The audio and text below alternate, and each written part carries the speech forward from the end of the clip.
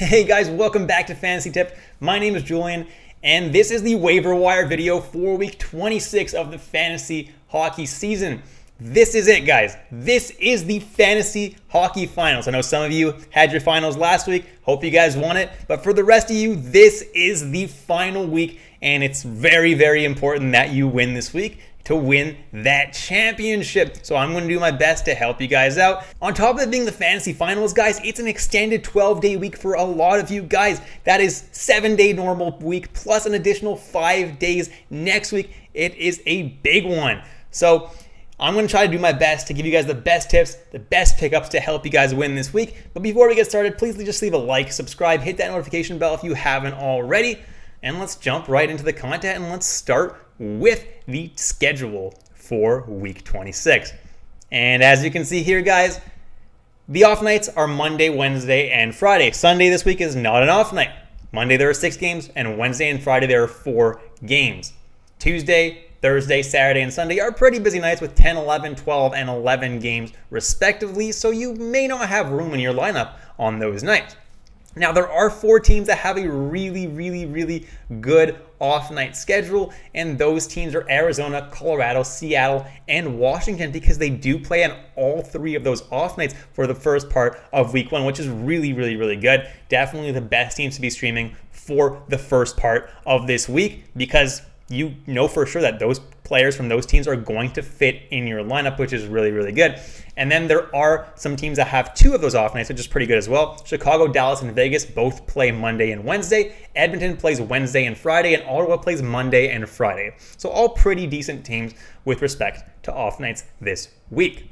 Now, I know you're thinking, why is he not really talking that much about the second half of this week? Well, I'm going to be releasing an additional video for the second half of the week for additional pickups to really help you guys secure that win towards the end of the week. But what I can tell you for now is that Monday and Wednesday next week are the off nights, and Philadelphia and Chicago have the best schedule. So Chicago, despite only having 2 off nights for the first half of the week, they also have an additional 2 off nights in the second half of the week, which makes Chicago players pretty valuable. Jumping into teams that have not such a good schedule, and the first one is Buffalo Sabres. They have the absolute worst schedule possible for this fantasy finals. They play only 2 games in the first half of the week, which is the lowest out of any team, and they're tied for the lowest out of any other team in the second half of the week with also 2 games. Some teams play 4 games in just the first half of week 26, whereas Buffalo only gets 4 games for the entire 12-game spread. It's not great. So Buffalo is definitely not my favorite team, and if you have guys like an Alex Tuck or a Skinner, and even a Tage Thompson that you're streaming right now, it may be worth dropping them for this week if there's somebody better out there that's going to get you a lot more games, because really they're not going to play a lot for you. And then the Anaheim Ducks, the Los Angeles Kings, the Pittsburgh Penguins, and the Winnipeg Jets have the next worst schedules because they play 3 games in the first half of the week, which is not so bad, but only 2 games in the second half of the week. So a total of 5 games isn't the best. It's not terrible, though, so if you do have some really good players like Anze Kopitar, obviously, I'm not dropping him. The reason Winnipeg Jets has a star next to it is because they do play a game next Sunday. They play against the Seattle Kraken next Sunday, but for pretty much every league format I've seen, that doesn't actually count for points, but check yours just in case. If it does count for points, then Winnipeg Jets aren't such a bad team because they do have 3 games next week instead of 2. Out of those 4 teams, though, the one with the worst schedule is the Anaheim Ducks, because they only play on Tuesday and then they don't play again until Saturday and Sunday the first week. So you're going to be waiting a long time with those guys just not playing in your lineup just to wait until Saturday and Sunday. So it's not terrible, but it's not the best situation either. So jumping into some forwards that you can consider streaming, and number 1, I have TJ Oshie of the Washington Capitals. And this is mainly for the off nights that I just talked about, those Monday, Wednesday, and Friday games, because Washington has a good schedule. Oshie hasn't been that amazing, has 2 points in his last 4 games, which is definitely better than he was playing before. He is on the top power play, and he is on the second line in Washington, so the deployment's pretty good. Hopefully he can turn it around. If he does, he definitely can have a really good final for you. Then I have Robert Thomas and Ivan Barbashev of the St. Louis Blues. Had him here last week as well, but they've been both really insane. Thomas is playing with Buchnevich and Tarasenko, and he's just going off every single night, really having himself a really good season this year, especially lately, a really hot stretch. So definitely someone that you want to have on your team as long as he stays hot. And Ivan Barbashev is someone who's also very hot, playing with Shen and Kyrou on that third line. It's not really a third line. It's the best third line in the league if that's a third line. But yeah, He's also quite hot right now, so definitely someone to stream. They play 4 games in the first half of the week and then 2 in the second half, so you could just stream them for the first half of the week, but just keep in mind they play on the 4 busy nights, so just make sure that they can actually fit in your schedule. Then I have Ryan Johansson of the Nashville Predators playing top power play, top line, Philip Forsberg, and apparently he can score goals.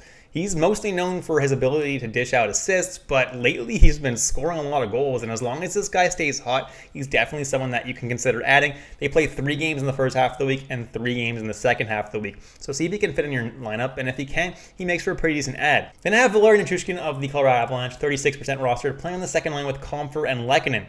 Good news though, guys, Nazem Kadri, the coach, is hopeful that he's going to be back this week at some point. So if he is, then Valeri Nichushkin gets a huge boost now playing with Kadri and Lehkonen on that line. It's a much better line than with Comfer centering that line. So definitely like Nichushkin for this week.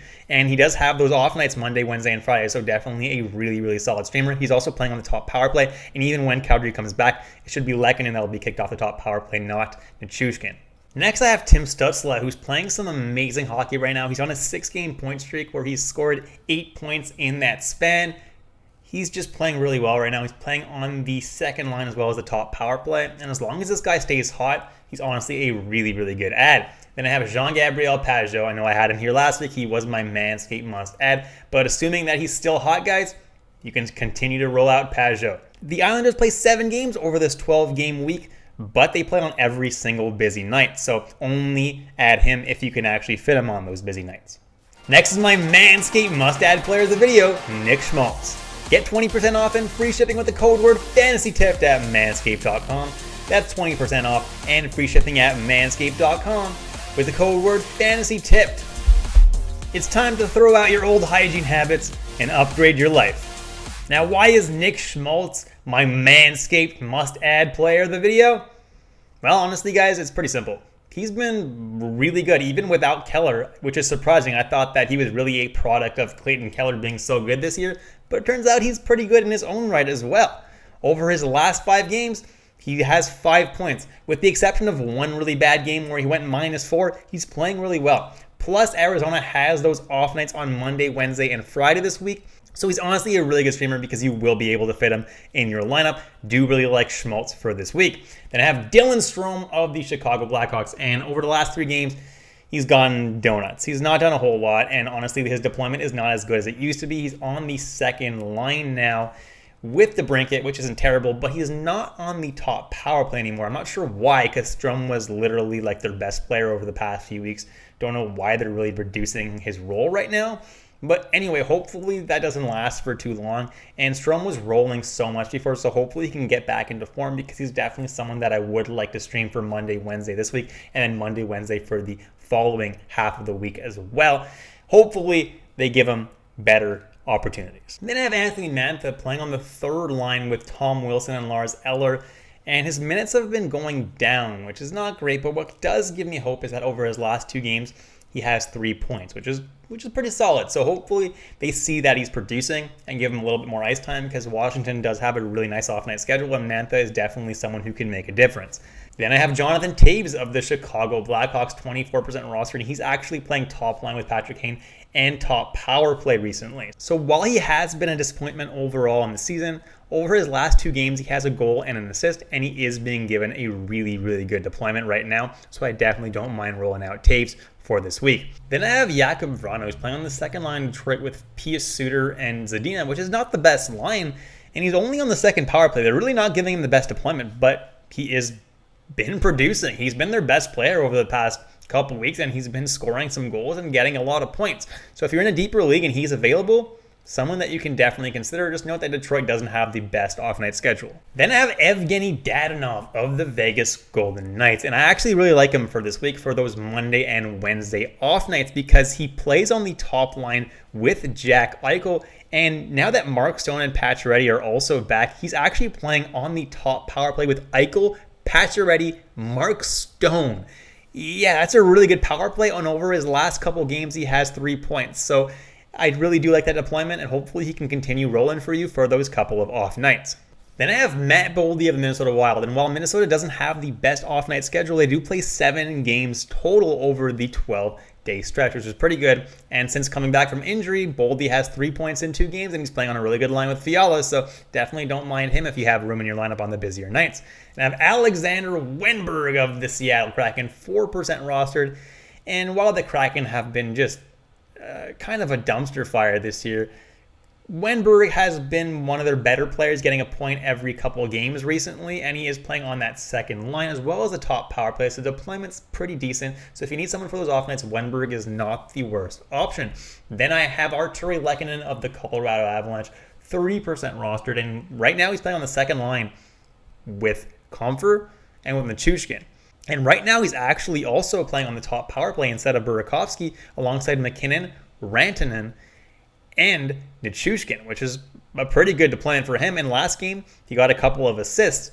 So I think they might just keep him on that top power play, at least until Kadri comes back, which could be early on this week. But we'll have to see. Maybe even when Kadri comes back, he'll stick there. We'll have to see. But I really do like adding Arturi Lehkonen for those off nights, Monday, Wednesday, and Friday. Then I have Connor Sherry, who's also an off-night guy for those Monday, Wednesday, Friday off nights, playing on the top line with Kuznetsov and Ovechkin, and over his last 3 games, he has 4 points. So what more can you ask for from a guy who's 2% rostered? Then I have Ryan Donato, who's actually playing on the top line right now with Matty Beniers, who's the next guy on this list, and Jordan Eberle. Donato has actually been Seattle's hottest player and could be a diamond in the rough in terms of streaming for the off nights. And then Matty Beniers, in 1 game so far, already has an assist. He was his 2nd overall pick in the draft last year. He's playing on that top line with Donato, and he's playing on the top power play as well, so he's definitely being given a really, really good deployment, and he could be another diamond in the rough in terms of those off-night streaming. And then I have Fabian Zetterlund of the New Jersey Devils, and he's not someone who a lot of people know, but he's playing pretty well right now, and he's been given top-line deployment. He was a 3rd-round pick a couple years back, but over his last couple games, he has 4 points, which is really, really solid, and I think that in super, super deep leagues, he might be worth a streamer. Just note that while New Jersey does play 7 games this week, the only off night that they play is Monday. And last but not least, I have Philip Kurashev, who's playing on the top line with Taves and Kane in Chicago and has gotten some points over his last couple games. So he may be someone worth monitoring and seeing if he can keep it up. And if he does, he might be worth adding for those off nights. Jumping into defensemen, and first on the list I have Noah Hanifin of the Calgary Flames. And at first I wasn't buying into his hot streak, but it's extended too long for me to ignore. Over his last 3 games, he has a whopping 7 points, which is absolutely crazy. And over his last 10 games, he has 13 points. So honestly, I can't ignore this for the fantasy finals. He's definitely someone worth adding. Hopefully, he keeps up this amazingly hot play. Then I have Mattias Ekholm, who's been playing a lot better as of late, putting up some better peripherals than he did earlier in the season.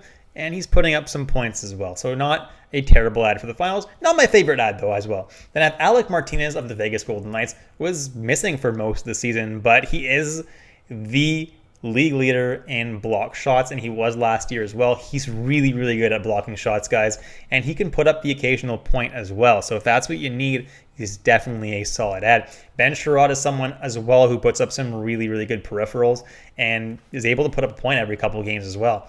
And Bowen Byram is someone who's finally back as well from Colorado, and he puts up some okay peripherals and hopefully can put up some points for you. Then I have Sean Durzi of the Los Angeles Kings playing top power play for the rest of the season because Drew Doughty is out for the rest of the year. So Sean Durzi is in a really good deployment to put up some points. And Martin Ferrovari has actually been scoring goals lately. If I'm not mistaken, he has 3 goals in his last 5 games, which is absolutely crazy, while putting up some really solid peripherals. If you're in a hitting league, he puts up a really solid amount of hits. And Braden McNabb has also been putting up points lately, but he's also known for his hitting and blocking ability, so his peripherals are really good. And if he's also putting up points, he's definitely someone to add right now. And Eric Brandstrom is someone who's getting top power play deployment on Ottawa. And as of late, he hasn't been too bad. He's getting about a point every couple of games. The peripherals aren't amazing, but if you need a point potential every couple of games, Brandstrom is definitely an option.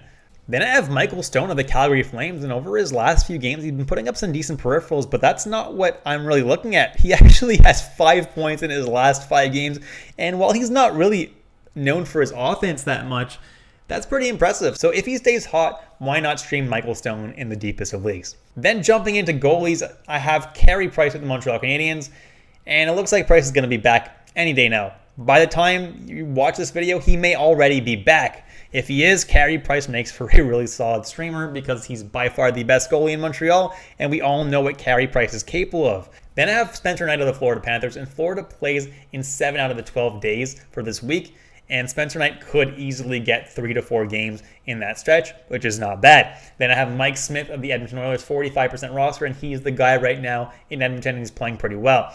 Anton Forsberg is the guy in Ottawa. He's 38% rostered, and he's been playing pretty solid for the past few weeks.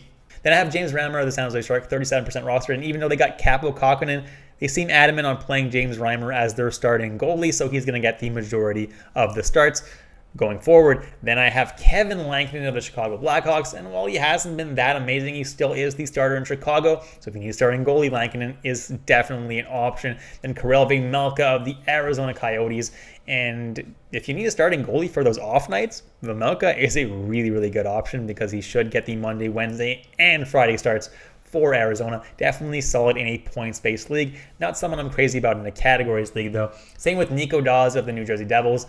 He's getting all the starts in New Jersey, but man, he hasn't been that amazing. But if you do need a goalie desperately, he's an option. Just note that Blackwood could technically be back this week.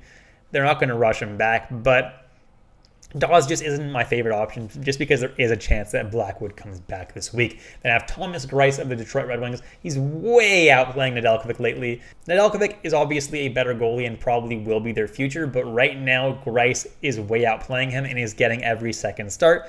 If every second start is good enough for you, Greiss is a solid option. Then I have Mads Søgaard of the Ottawa Senators, and you might be wondering why on earth do you have Ottawa's backup goalie here? Well, it's actually a pretty good reason. Ottawa plays 2 sets of back-to-back in just the first half of this week. So Ottawa plays 4 games, but they have 2, and then they have 2, and they're both back-to-back. So Søgaard will get 2 starts. And then in the second half of this week, Ottawa also has a back-to-back set. So over these 12 days of this week, Søgaard should get 3 starts, which is honestly really solid. So if you need a goalie and you're in a really deep league and there's really nobody available, Søgaard should be getting 3 starts. And last but not least, I have Felix Sandstrom of the Philadelphia Flyers, 1% rostered, and with Carter Hart injured and possibly missing the rest of the season, Martin Jones is just a terrible goalie. So Felix Sandstrom might be the guy they turn to in Philadelphia, and maybe he'll get a good bulk of the starts going forward because honestly, who trusts Martin Jones, right? Might as well put some faith in your future and see what happens. So it may be worth waiting another game or two, seeing how they deploy him and if they even are playing him. And if he continues to play well like he did in his first start, definitely someone that you could consider adding. And that's it, guys. Thank you so much for watching all the way through. I hope you guys enjoyed the content today. Remember, I will be making another video just like this for the second half of the week. So don't worry, guys. I got you covered. Please leave a like, subscribe, hit that notification bell. Good luck in your matchups, guys, and I'll catch you in the next episode of Fantasy Tips.